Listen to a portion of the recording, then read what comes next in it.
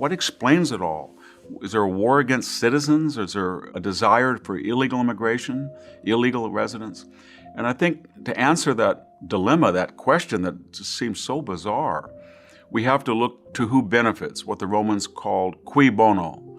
To whom is it of a good thing? To whom is it of advantage for all of these people to come across the southern border illegally? Let's start with the government of Mexico and the governments of Central America. Why would they want young men, mostly, 70% of the people who cross illegally in the last 5 years have been young men. Why would they want to take their most productive, most healthy, strongest age group, cohort, and just send them out? It makes no sense. Especially their own demographies are starting to themselves stabilize. I think one reason is that young men tend to be the most opinionated, they tend to be the most muscular, they tend to be the most volatile. And all of these countries are not constitutional governments, with very few exceptions. And they're not fair and equitable societies. And they do not have a Bill of Rights. And they have endemic discrimination against indigenous people. And so one way of ensuring stability to the government elite in Mexico City, or the government elite in particular capitals of Central America, is to say, you know what? Don't march on Mexico City, march on Texas. It's a safety valve, in other words. But even more importantly is this idea of remittances. It's kind of a fancy word. It means that when you leave your country, you go to the United States, you earn money, and you send money back. At first, it was quite small in the 1960s, 1970s, but when you have 20 million people residing here illegally, and you have probably another 10 million who are legal residents, and you're up to nearly 40 million people of various statuses that were not born in the United States. And I will say that in my state of California, 27% of the population was not born in the United States. Many of them send wages back to their home country. In the case of Mexico, that is a staggering amount of about $35 billion a year. In the case of all of Central America, it's about $30 billion. Think of it, $65 billion leaves the United States, and it becomes the largest source of foreign exchange for the governments south of the border. It gets worse than that in a way, or more ironic, or more deleterious to the American citizen, because to free up that money from impoverished people, that means they have to go work in a meat plant, they work as waiters, they work as cooks, and then they send $200 or $300 a week. But who makes up the difference? Who supplies the subsidies so that can free up that cash? The taxpayer does, the citizen does. And by that I mean they need housing subsidies, they need legal subsidies, they need education subsidies, they need food subsidies. And through that subsidization of the illegal immigrant, money is freed up to enrich people south of the border. I say enrich because their social services are not equitable, fair, or generous. They rely on remittances as a private substitute for what they should be doing publicly by the government. But the illegal entry of millions of people has another deleterious effect, and that is it overtaxes our own social services. So if you have a doctor that treats young children, or you have prenatal care offered to the poor, U.S. citizen poor, all of a sudden you have a wave of people coming in illegally. So in this zero-sum game of allotment, the U.S. citizen has less care, rarer care, and not as good care, simply because the medical system, doctors and nurses, are overwhelmed with people who do not speak English, that have an array of medical problems, and yet cannot afford to pay for their own medical care, and then ironically somehow have money to send back to the tune of $65 billion a year to their home countries. So to answer our question, the governments of Mexico and Central America have a large role to play in illegal immigration that diminishes the sanctity of citizenship for Americans.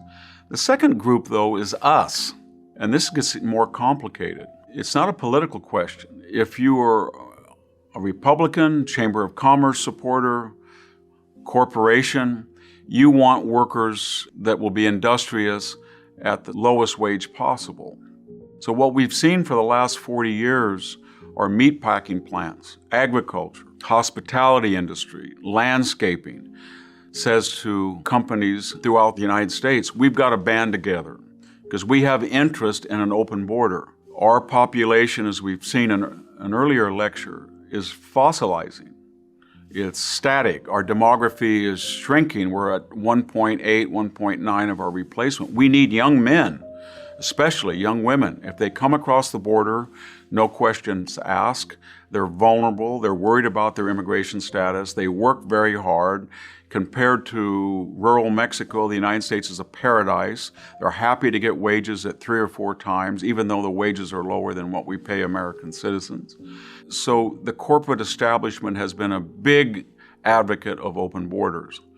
And it's been very hard to write op-eds for the Wall Street Journal or talk to the Chamber of Commerce because they feel that immigration, even if it's illegal, is very good for their own bottom line. Again, how does this hurt the citizen and diminish the idea of citizenship?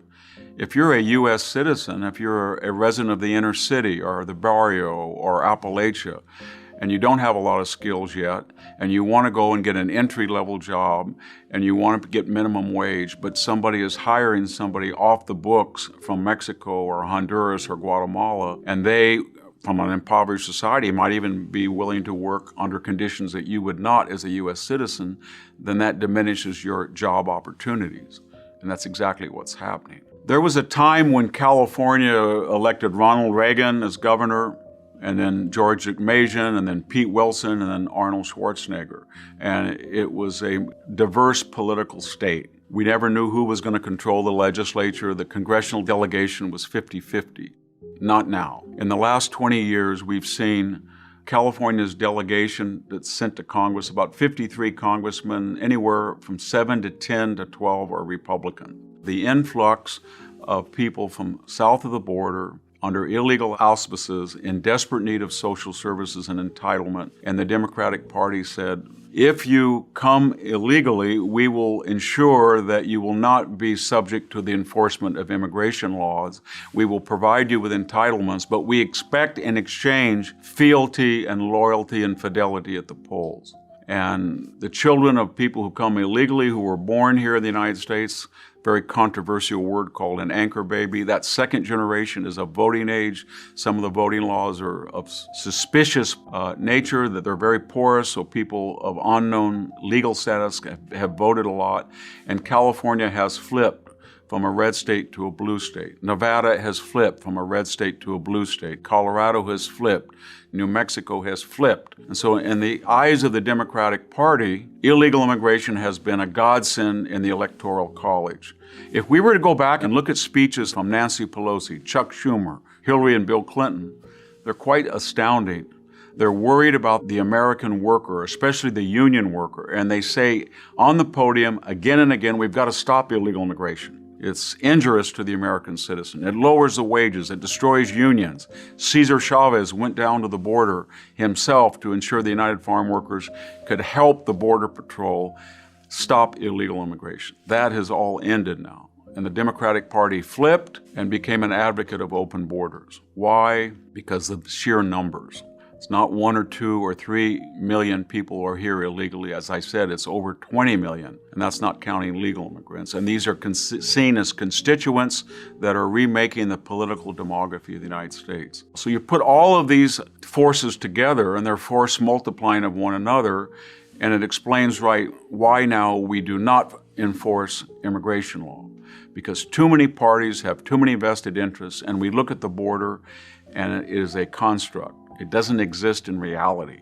People are simply walking across wherever the wall ends on the border. They walk across, they're greeted, they are caught, we call it catch and release, and they're released. 75% do not show up for hearings, and they live in sanctuary cities. 550 jurisdictions in the United States are immune from federal immigration law. That means if you come here illegally and you live in one of these jurisdictions, then the immigration laws will not be enforced. The federal government will not be able, even if it wants to go into a local jail, for example, and extradite somebody on a DUI charge that was arrested by a county sheriff. It's one of the strangest things in the world because it is so illiberal.